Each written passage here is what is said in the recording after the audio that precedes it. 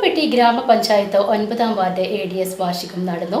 ജില്ലാ പഞ്ചായത്ത് അംഗം ജലീലാദൂർ വാർഷികാഘോഷം ഉദ്ഘാടനം ചെയ്തു.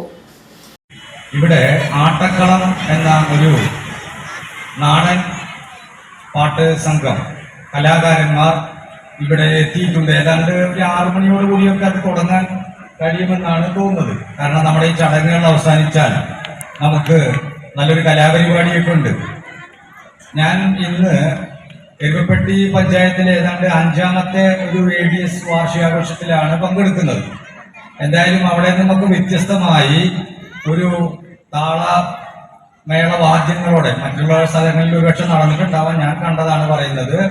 താളമേള വാദ്യങ്ങളോടെയാണ് വളരെ മനോഹരമായി നമ്മുടെ ഈ ചിറ്റണ്ട സ്കൂളിലേക്ക് കുടുംബശ്രീ അംഗങ്ങളിലെത്തിയത്.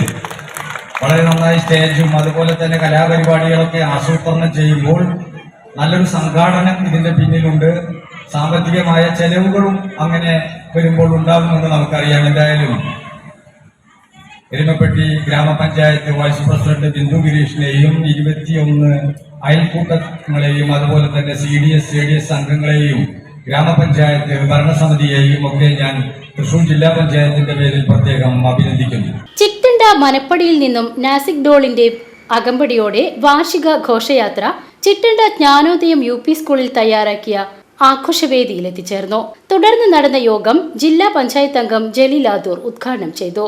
ഗ്രാമപഞ്ചായത്ത് വൈസ് പ്രസിഡന്റും വാർഡ് മെമ്പറുമായ ബിന്ദു ഗിരീഷ് അധ്യക്ഷത വഹിച്ചു. ബ്ലോക്ക് പഞ്ചായത്ത് ആരോഗ്യ വിദ്യാഭ്യാസ standing committee chairperson Pushpa Radhakrishnan മുഖ്യാതിഥിയായി പങ്കെടുത്തു.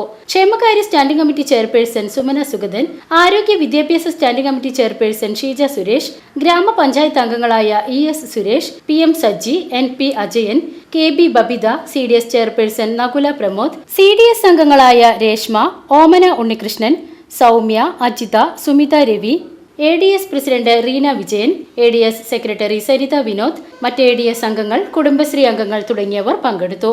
തുടർന്ന് വിവിധ കലാപരിപാടികളും അരങ്ങേറി. VCV news Chittanda.